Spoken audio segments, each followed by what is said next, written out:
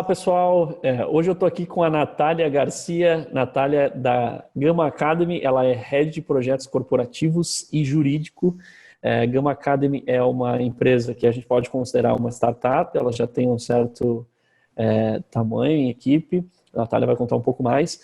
Mas hoje eu estou muito animado em conversar com a Natália, entender entender a posição de uma startup no seu jurídico, como que é pensar como uma startup e não só isso.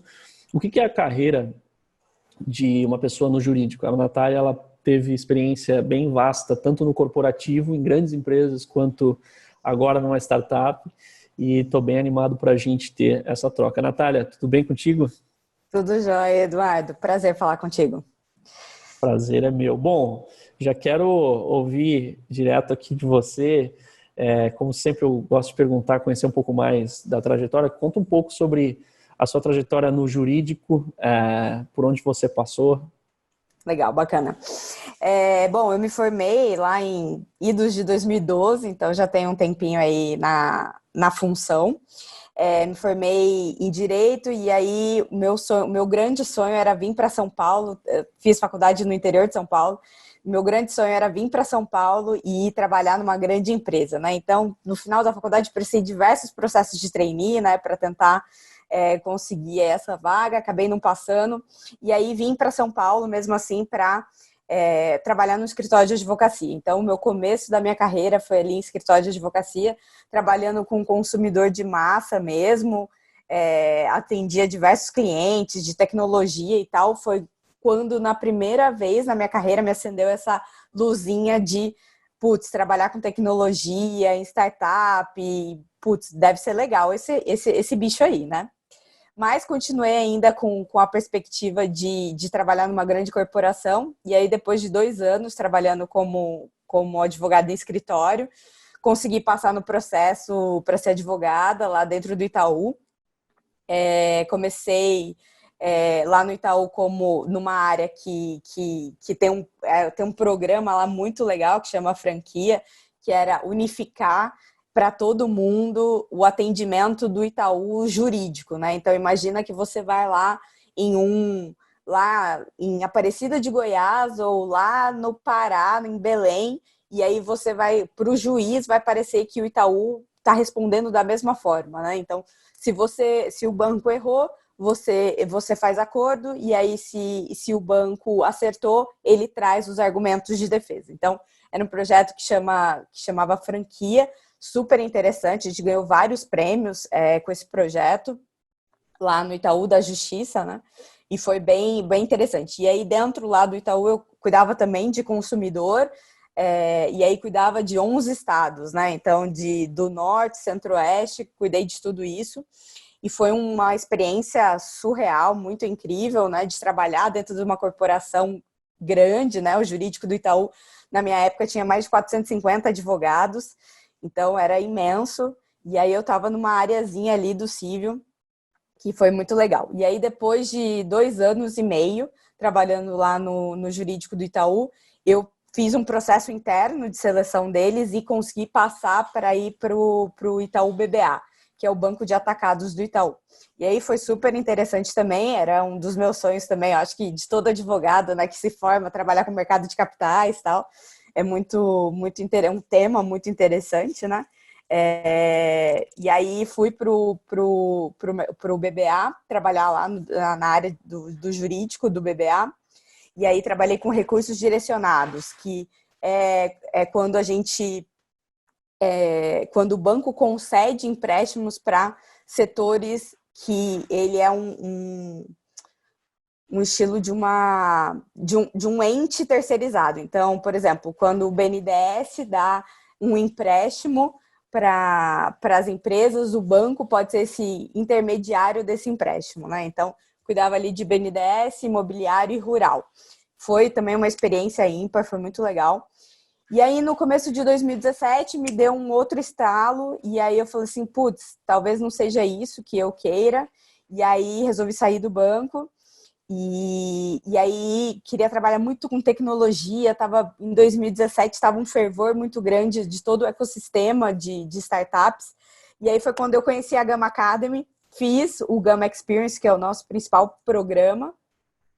E aí, depois de todo o programa, que é realmente uma tropa de elite com um aprendiz, tudo junto, realmente um programa super transformacional, identifiquei uma startup que realmente tinha muito a ver comigo, que era a Foxbit, e aí consegui entrar na Foxbit, a princípio para transicionar de carreira, para ir para a área de negócios, mas sempre tem aquele negócio que você tenta sair do jurídico, mas o jurídico não sai de você.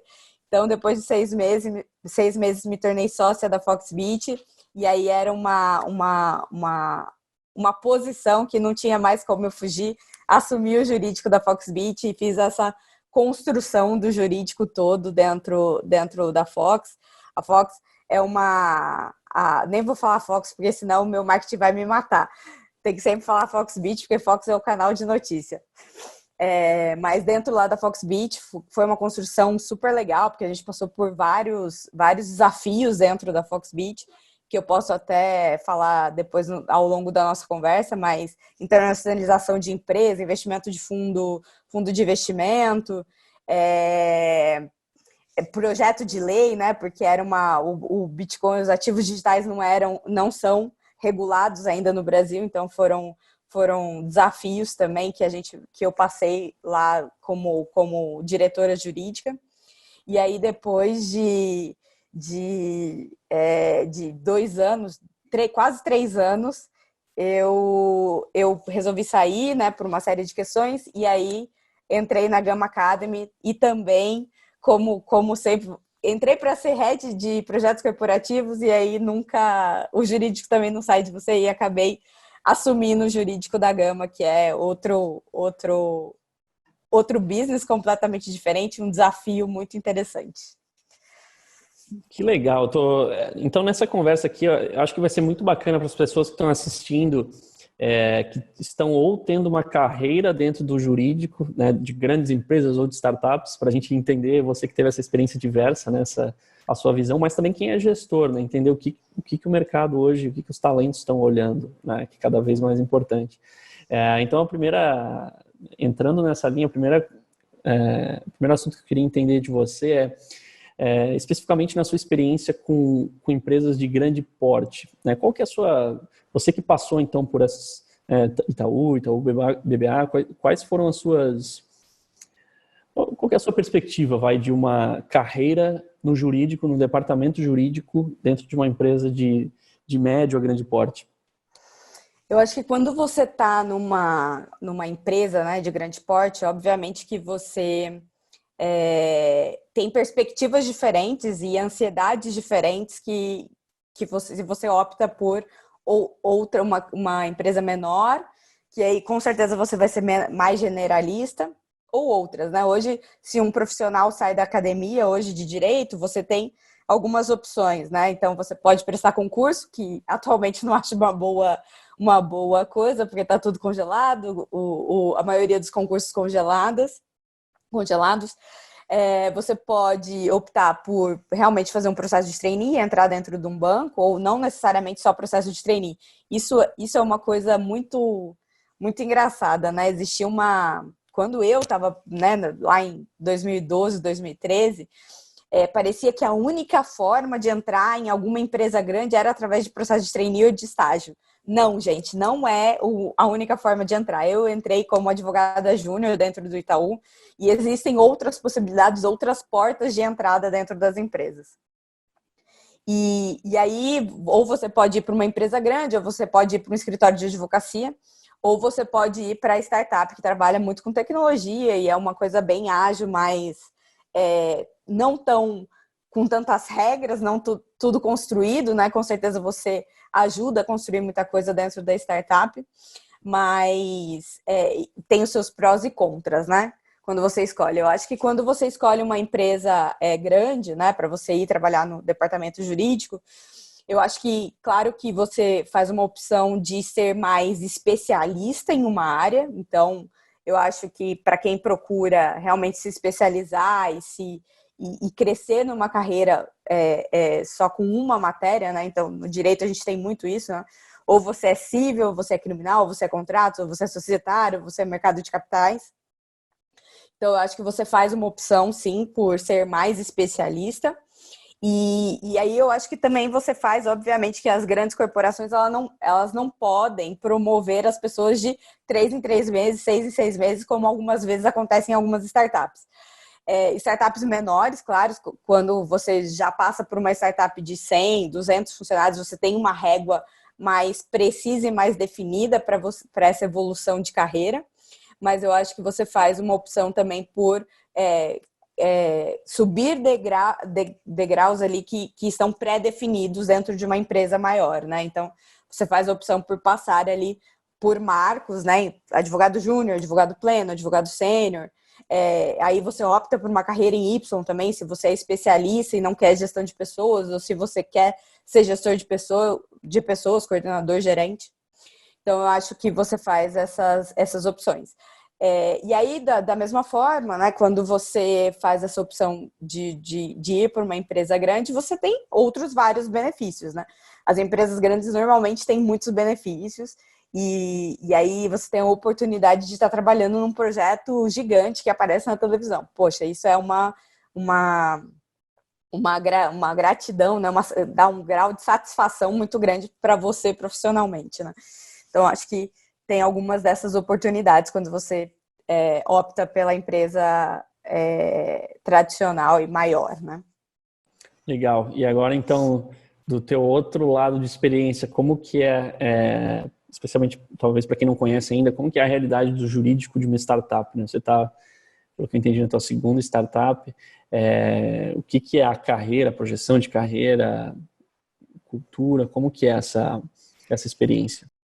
Eu não vou iludir ninguém, tá? É uma bagunça. É uma bagunça porque não tem nada estruturado, você precisa trabalhar muito, você precisa estruturar muitas coisas, né? Muitas coisas você também não vai saber fazer, porque normalmente as startups, elas, obviamente que isso não é uma regra, mas a maior parte que a gente vê, que a gente enxerga e consegue perceber que são pessoas muito jovens, né? Que assumem cargos de diretoria ou em função de serem founders ou era a pessoa ali que estava no momento e assumiu aquela posição, né? Então a gente tem muito disso em startup. Obviamente que quando entram os fundos de investimento, isso tende a mudar e existe uma seniorização da equipe muito grande, né?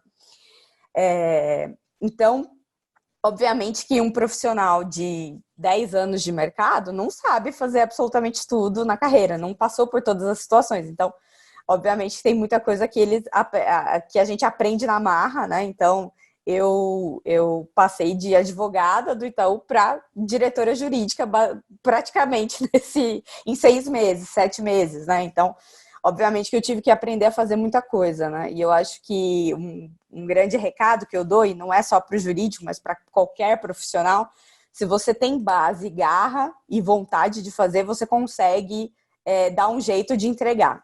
É uma coisa que eu acredito bastante. Então, falar do começo lá da Foxbit, realmente era não tinha nada, não tinha processo, não tinha nenhum fluxo de como as áreas chegavam no jurídico, como o jurídico respondia, não tinha nenhum combinado de SLA com os times. Então, tudo isso foi uma construção muito gostosa de se fazer, muito construtiva e que me ensinou muito durante esses 3 anos de carreira. Passei por perrengues, muitos perrengues. Acho que o primeiro que eu posso citar é de ter que ir para Brasília, falar numa audiência com os deputados, com os senadores. A gente não sabe muito o que lidar e a gente precisa passar por treinamentos de relações públicas para saber, não pode falar nada fora do que é para falar. Você tem que agradar super os deputados, né? Então, realmente foi uma experiência muito diferente na minha vida e que me acrescentou muito como profissional. E eu acho que o maior benefício, né, de você estar numa startup e você seguir por essa carreira é ser generalista. Então, não existe tema que você vai ali em outro departamento e procura e pede opinião.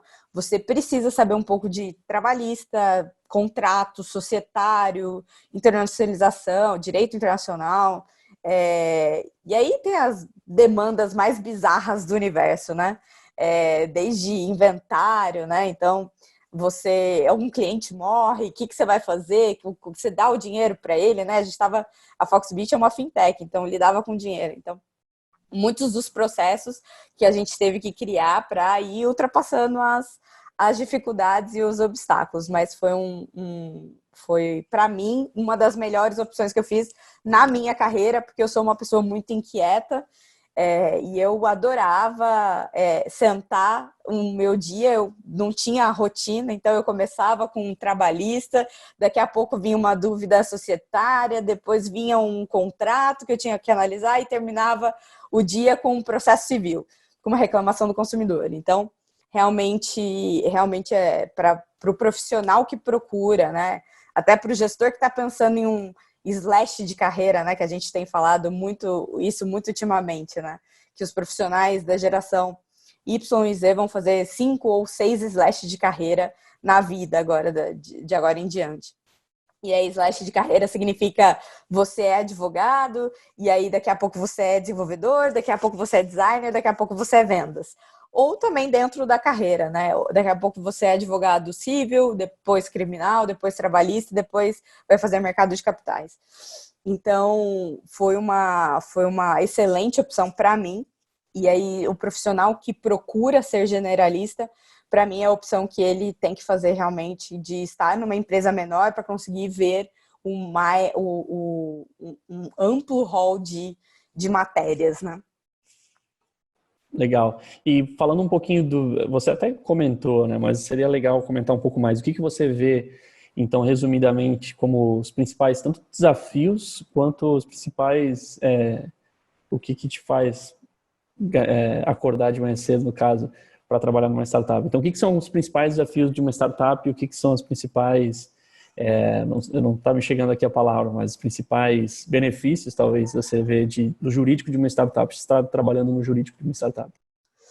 Tá, como um dos maiores benefícios eu coloco a construção das coisas, então quando a gente chega numa empresa que é grande, ela já tem processos criados, obviamente que esses processos eles têm que ser revistos várias vezes, né? Constantemente são revistos para que eles melhorem, mas quando você está na startup simplesmente não existem processos, né? E então a criação de todos esses processos entre áreas, de demandas do jurídico, como é que elas chegam, de parceiros que te atendem, né? Porque obviamente que quando você está numa startup, você não tem uma equipe de 10 pessoas no jurídico, então você tem que ser muito mais autônomo e encontrar parceiros que consigam te ajudar nesse meio campo, né? Então, por exemplo, uma coisa muito legal que alguns grandes escritórios vêm fazendo é atuarem com um success fee ou com FIIs mais baratos para startups e fintechs. Então, posso citar uma série de escritórios, como Pinheiro Neto, Batista Luz, e entre outros, que vêm fazendo essas adaptações para atenderem as fintechs e os pequenininhos também, e para estarem por dentro de tudo que está acontecendo de novo, né? Então, encontrar um parceiro, um bom escritório de advocacia é muito importante para você que está começando a assumir esse desafio agora dentro de uma startup. Então, encontrar parceiros que realmente entendam como vocês funcionam, né? Entenda o seu modelo de negócio, entenda a sua rapidez, né? Obviamente que alguns escritórios não estão acostumados com, putz, eu te mando agora, daqui 30 minutos eu estou esperando uma devolução, né? Porque é o ritmo da startup, né? Muito rápido, as coisas giram, as coisas andam de uma forma diferente, num tempo diferente do que as empresas mais tradicionais. E é isso, é um desafio atrás, um dia um desafio, outro dia outro desafio e passagem de obstáculo, e eu acho que é revigorante, na minha opinião, para mim é muito revigorante ter esses desafios diariamente, né, que acontecem. Caiu plataforma, tem que resolver, tem que falar com o cliente, tem que falar com o fornecedor, então, para mim, são desafios bem interessantes. E eu acho que são as vantagens, né? As vantagens de se trabalhar em uma startup. Legal. A gente também é startup aqui, então a gente A gente está acostumado, a gente fala muito a expressão caos aqui, que a gente vive no caos. É mais ou menos isso. Legal. Assim, o que é bacana desse papo de carreira contigo é tanto pela tua experiência diversa, né, de estar nos dois mundos, né, de tanto corporativo quanto startup, quanto também hoje a startup em que você trabalha, a Gama Academy, me corrija se eu falar errado, mas eu considero uma HR Tech, né, é uma empresa que lida com talento, ou é uma EdTech, talvez? Uma EdTech, EdTech. É uma EdTech, então... Uma EdTech misturada com uma HR Tech, que é isso. É uma Mas EdTech. porque transformamos o nosso core, né, que a gente realmente não abre mão, e o nosso diferencial realmente é o treinamento e a transformação dos indivíduos, né? Então, por isso que a gente se considera mais uma EdTech do que uma HR Tech. Legal. E nessa linha, enfim, eu consigo tanto ter a tua perspectiva quanto também a sua visão do que você está percebendo de jovens talentos que estão vindo para o mercado, seja para ir para startups ou para empresas maiores. Então, talvez vocês não tenham ainda uma pesquisa quantitativa nisso, mas eu queria saber mesmo a sua opinião. E eu tenho certeza que vários gestores de empresas de vários portes estão olhando para isso, que é o que você, na sua opinião, vê que os talentos, pessoas que estão saindo de universidades aí formados em direito ou até outras áreas que acabam indo para o jurídico, o que você vê em geral que os talentos da área jurídica, o que atrai esses talentos hoje para departamentos jurídicos das empresas? Legal. A gente não tem nenhuma pesquisa específica para o jurídico, mas a gente tem uma pesquisa com profissionais, com indivíduos da geração X e Y e Z, né, agora. E é uma coisa incrível que a gente verifica, né, que os profissionais, eles não estão mais atrás de salário. Eles estão atrás de propósito, de empoderamento, de ownership, de flexibilidade no trabalho. Eles não estão atrás do que é tradicional, né? E aí, como eu falei antes, o que é uma teoria, né, e que vem se confirmando, né, com a evolução do mercado de trabalho e com a forma de trabalho como um todo, as pessoas elas farão mudanças de carreira mais vezes ao longo da vida, né? Então, é um profissional bem conformado, que toda hora precisa aprender mais, que precisa reaprender, né? Uma das grandes soft skills que a gente fala, que hoje são muito importantes, né? É a adaptabilidade e esse poder de reaprender a aprender sempre, né? Então, eu acho que o jovem hoje que sai da faculdade de Direito, ele está atrás realmente de trabalhar com tecnologia, né? Porque eu acho que o direito digital é um direito que ainda não é completamente descoberto, né? Então, ele é um direito em evolução. Como quem diria que há 9 anos atrás, há 20 anos atrás, a gente falaria sobre direito de privacidade, porque as redes sociais entram, você dá os dados e aí acontece essa coisa louca de venda de dados para propaganda e tudo acontece dentro da rede social. Quem diria que a gente estaria com várias questões na justiça trabalhista, por exemplo, de economia compartilhada. Se o motorista do Uber, por exemplo, é funcionário da Uber e tem todos os direitos trabalhistas ou não. Isso são todas questões que surgiram em decorrência da evolução tecnológica. E o direito, ele, obviamente, ele é atrasado, né? Porque não tem como eu legislar algo que eu não tenho nem ideia do que vai surgir, mas ele vem acompanhando e cada vez mais rápido. É uma coisa que a gente vem percebendo que, obviamente, que tem a pitadinha de política ali que faz com que as coisas acelerem, né? Por exemplo, o Marco Civil da internet só saiu por conta da espionagem da Dilma, né, dos Estados Unidos. Muita gente fala isso, mas a gente vem acompanhando, a gente vem percebendo, né, que cada vez mais o legislador ele está um passo à frente de não demorar 10 anos para legislar uma coisa que já existe há 20 anos, entendeu? Então, o legislador ali, e aí eu tive bastante contato nesses últimos 2 anos com Brasília, ele vem, por exemplo, você vê o interesse, por exemplo, de todos os deputados e senadores por ativos digitais.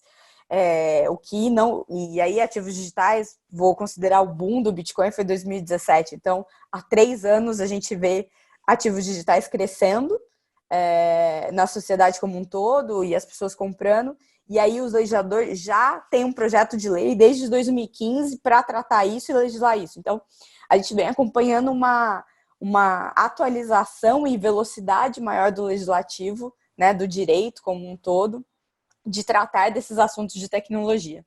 Então, eu acho que aquela pessoa que sai agora da faculdade, ela tem essa ânsia de trabalhar com isso de tecnologia. Eu quero, né, ver o que está acontecendo. Eu quero trabalhar com blockchain, eu quero trabalhar com big data, eu quero trabalhar com inteligência artificial, né? Existem várias questões do direito ética sobre inteligência artificial. E aí eu acho que existe esse pensamento bastante do jovem que está saindo.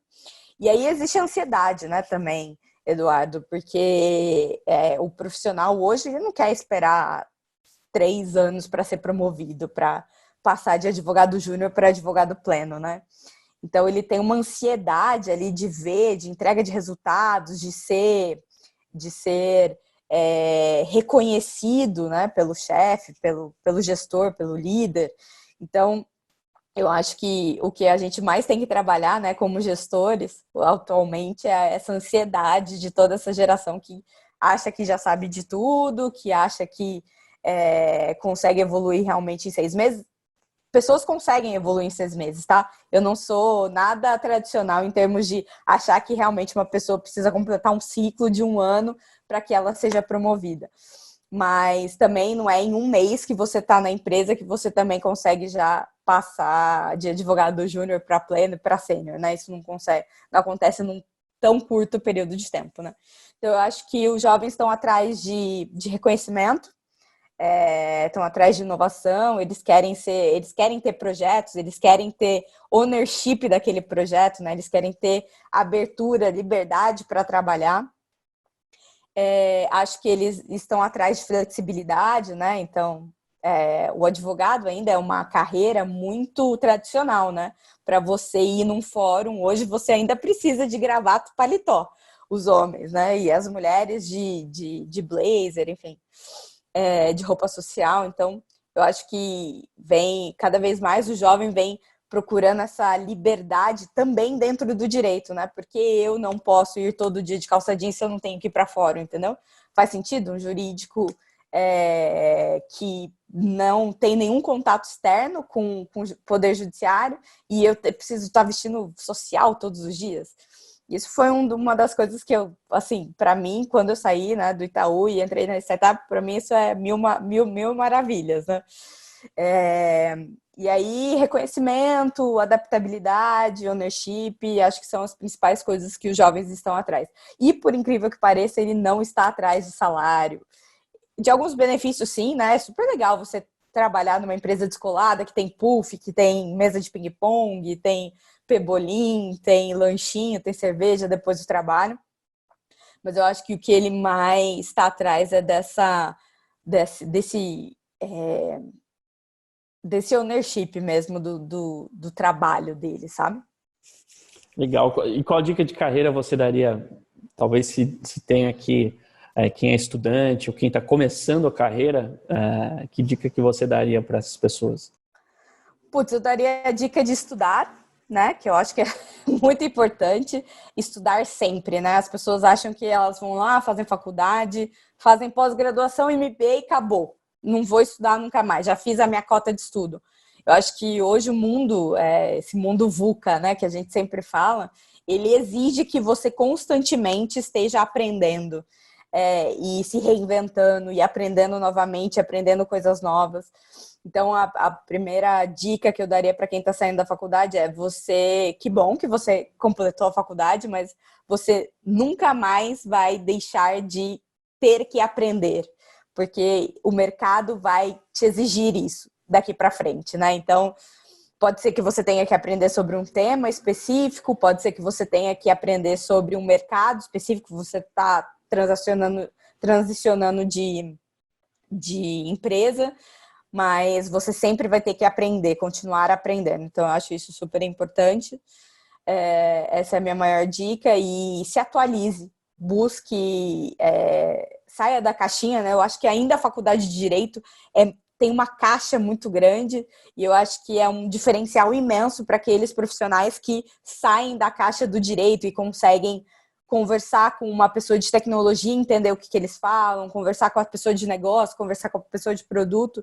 Isso é uma dinâmica muito interessante dentro da startup, né? Você tem ali próximo pessoas que são que são de carreiras completamente diferentes, né? E aí esse é o meu segundo conselho para as pessoas que estão saindo agora. Busque falar com todo mundo da empresa que você está, do programador ao RH, a área de produtos. Isso vai te ajudar a entender, a ter uma visão sistêmica de como a empresa funciona e como as áreas funcionam. E com certeza, quando você tiver uma demanda daquela área específica, você vai saber responder muito melhor e muito mais rápido, né? Porque você já tem essa visão sistêmica do todo. Que legal. E agora para gestores, tanto gestores jurídicos, talvez de empresas até tradicionais, até mesmo gestores de escritórios de advocacia, aqueles que querem atrair os melhores talentos, né? Considerando um pouco desse resumo que você comentou da tua visão, do que esses talentos estão buscando, né? O que você recomendaria para gestores realmente atrair os bons talentos aí para suas empresas?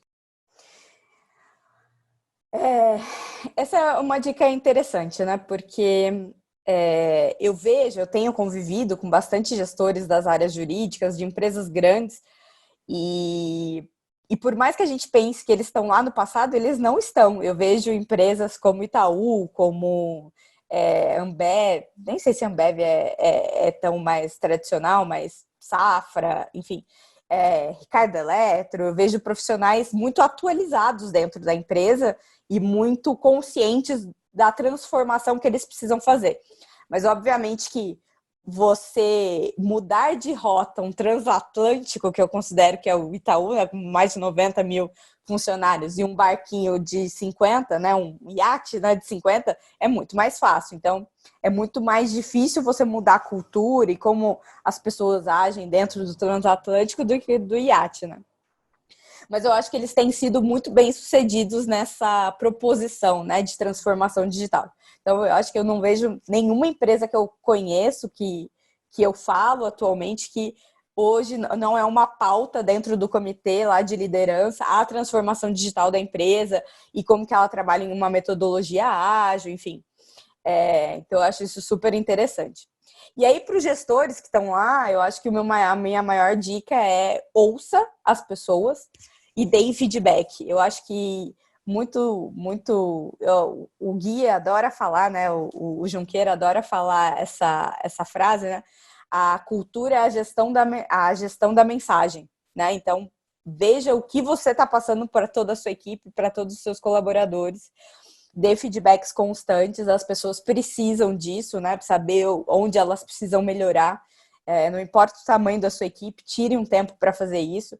Eu sei que ser gestor é um desafio muito grande hoje em dia, porque além de todas as participações em reuniões estratégicas, você tem que cuidar do seu time, você tem que também, às vezes, ser operacional. Então, ali essa gestão do tempo é algo muito difícil, né? Às vezes, Eduardo. Então, a minha maior dica é olhe, as pessoas são o seu maior ativo do time, né? Não é o conhecimento, são as pessoas. Então, olhe de uma forma muito importante para as pessoas e converse constantemente com elas. Então, dê feedback, não demore 3 meses para fazer um feedback de novo. E reconheça, né? Eu acho que a gente fala muito em meritocracia ainda dentro das empresas grandes e tradicionais, né? Será que efetivamente você está aplicando meritocracia no seu time, né? Será que efetivamente você está olhando ali eixo X, eixo Y, né? Soft skills, hard skills, e está conseguindo chegar a um denominador comum? Então, eu acho essa uma dica preciosa para todos os gestores. Muito bom, adorei a conversa de carreira. Se você me permitir, eu queria só fazer mais uma pergunta rápida, na verdade. Como vocês têm essa perspectiva de startup, e aí colocando o meu chapéu de portal B2B Stack, eu gosto muito de saber que ferramentas, ou que, não precisa falar nomes, mas que tipos de ferramentas que vocês usam no stack jurídico, né? Então, qual que é o stack jurídico de vocês na Gama Academy? Tá, hoje a gente utiliza escritório, né, como parceiro, então eu acho que é uma ferramenta ali do jurídico preciosa, que é a terceirização das demandas. Putz, eu vou falar uma que a gente utilizava lá na Foxbit, porque ainda a gente não tem processos dentro da Gama. Então, uma ferramenta que a gente utilizava para monitorar processos era a Uplexis, que eles davam ali diariamente os processos que eram distribuídos. Então, eu acho uma ferramenta super importante para o gestor que está começando agora, para conseguir monitorar muito bem o seu pipe civil, né? É uma ferramenta preciosa. E é isso, o jurídico eu acho que não tem muita ferramenta, sabe? Pensando agora, eu acho que nunca ninguém me fez essa pergunta. Mas a única ferramenta que eu considero assim para utilização é realmente esse aviso, né, de notificações de processos. E aí indo para até um pouco para compliance, né? Essa ferramenta de monitoramento de Know Your Client, né? Que também a Plexis fornece essa parte. Mas é isso, o advogado gosta de Word, né? É isso, para bater contrato, basicamente. Mas olha que tem um pessoal aqui que tem falado de várias categorias de ferramentas que eu, claro, não sou exatamente do jurídico, então para mim Sim. A gente ficou impressionado. A gente, inclusive, no portal, a gente fez uma curadoria em todas as categorias que tem de software jurídico. Tem muita coisa, né? Inclusive o pessoal eu utilizo o Asana, tá? Porque toda a equipe trabalha com ágil, então eu utilizo o Asana para cards e designação de tarefas. Mas ferramenta jurídica mesmo. Não, mas isso é bem legal, que da perspectiva do startup, vocês usam basicamente uma especificamente mais jurídica, mas tem umas empresas que usam já várias, né? Empresas maiores que a gente tem falado aqui, que usam várias ferramentas. Eu acho que conforme o jurídico a empresa vai crescendo, o jurídico vai crescendo também, você vai aumentando o seu grau de ferramentas, né? Ainda o jurídico da Gama é bem pequenininho, eu acho que a gente não precisa de tanta ferramenta assim, mas espero crescer e espero utilizar muitas outras ferramentas. Vou lembrar de uma, ClickSign, para assinatura online. Legal. ClickSign para assinatura online. Legal. Bom, show de bola. Depois vou pedir para você deixar uma avaliação dessas ferramentas lá no portal. Vou deixar, com certeza. Boa. Natália, muito obrigado pelo seu tempo. Adorei. Espero que todos assistindo aqui tenham tirado vários insights. Tenho certeza que sim, de carreira. E se você quiser deixar um recado final, seu contato no LinkedIn, fique à vontade. Me procurem, Natália de Paula Garcia. Estou no LinkedIn, estou no Instagram. Estou tentando me reformular também como jurídico, estou tentando sempre dar aquela martelada ali no LinkedIn, postando artigo, postando notícias interessantes de carreira, de talentos, dividindo, né, também ajudando. A gente está passando uma fase difícil, né, Eduardo? A gente não pode deixar de falar que com certeza a gente vai viver uma grande crise econômica aqui para frente e a gente tem que cuidar principalmente das pessoas que são os nossos maiores ativos, né? Então, acho que de toda essa crise, uma coisa saiu muito boa, que as pessoas, né, você vê como um todo, com as empresas, eu acho que tudo, a humanidade como um todo, está demonstrando muito solidariedade, né? E eu acho que isso é para todo mundo, para os gestores e para a equipe, para as empresas como um todo. Isso vai ser muito importante para ultrapassar essa fase que a gente está vivendo, né? Acho que esse é o último recado, né? Solidariedade e empatia. É isso. É bom para todo mundo. Ótimo. Muito obrigado, Natália. Obrigada, Eduardo. Abraço. Tchau, tchau.